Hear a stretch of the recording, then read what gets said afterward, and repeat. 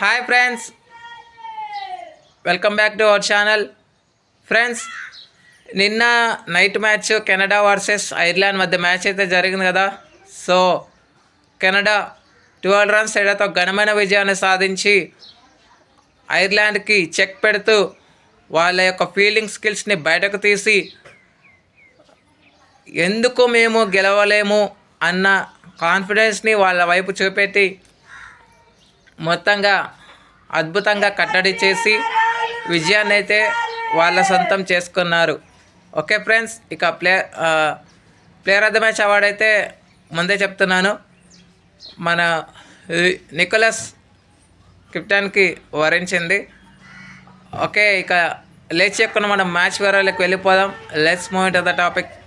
Hi, hello we were, అందరికీ welcome friends. మన ఛానల్కి స్వాగతం. మా ఛానల్లో మీకు కనుక వీడియోస్ నచ్చితే లైక్ చేయండి, షేర్ చేయండి, కామెంట్ చేయండి మరియు సబ్స్క్రైబ్ చేయండి.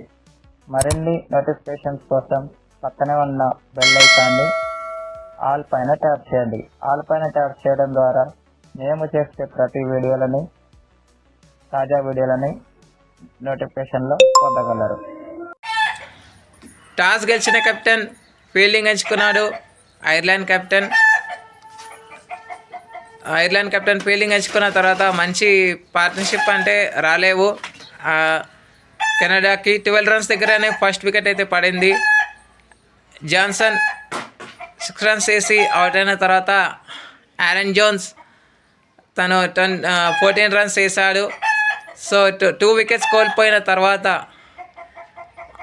శ్రేయస్ మువ్వా అండ్ నికోలస్ కెప్టెన్ ఇద్దరు కలిసి 75 రన్స్ పార్ట్నర్షిప్ అయితే నెలకొల్పారు.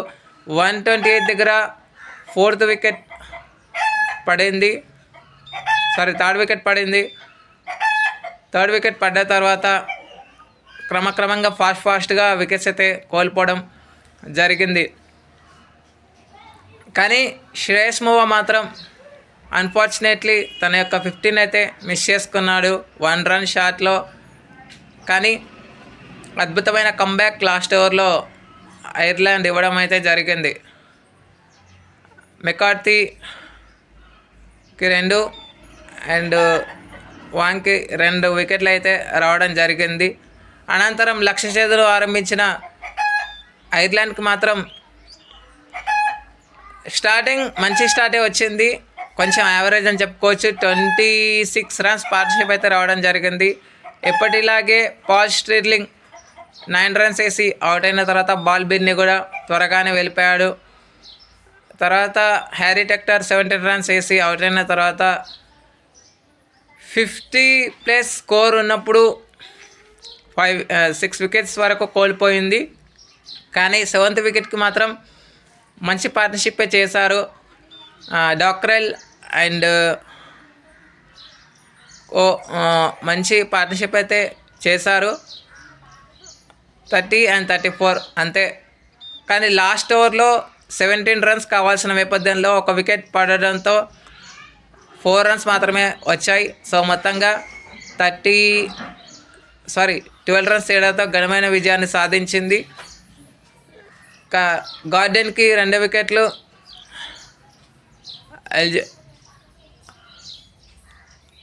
అజిత్ సింగ్కి 1 వికెట్ అయితే రావడం జరిగింది. తలా అందరూ ఒక్కొక్క వికెట్ తీసుకుంటే 2 వికెట్లు అయితే సరిపెట్టుకోవడం జరిగింది. అండ్ వీళ్ళు బౌండరీస్ కొట్టేటప్పుడు అంటే ఐర్లాండ్ బ్యాటింగ్ చేసేటప్పుడు చాలా మంచి ఫీల్డింగ్ అయితే చేశారు. కొన్ని ఎఫర్ట్స్ పెట్టారు. మధ్యలో కొన్ని మిస్ అయినా కానీ వాటిని రికవరీ అయితే చేయడం అద్భుతం అని చెప్పుకోవచ్చు కెనడా నుంచి. సో మొత్తంగా ఐర్లాండ్పై ఘనమైన విజయాన్ని సాధించి మొట్టమొదటి విజయాన్ని అయితే వాళ్ళు నమోదు చేసుకున్నారు. యూఎస్ఏపై ఓడిన తర్వాత ఇది మొదటి విజయం వాళ్ళకి. ఇంకొక మ్యాచ్ గెలిస్తే మేబీ ఛాన్సెస్ ఉండొచ్చు. Okay friends, thank you. ఇలాంటి అప్డేట్స్ కోసం ఛానల్ని సబ్స్క్రైబ్, షేర్, లైక్, కమెంట్ చేయండి. మరొక అప్డేట్తో మేము ఉంటాను ఫ్రెండ్స్. అంతవరకు సెలవు, నమస్కారం.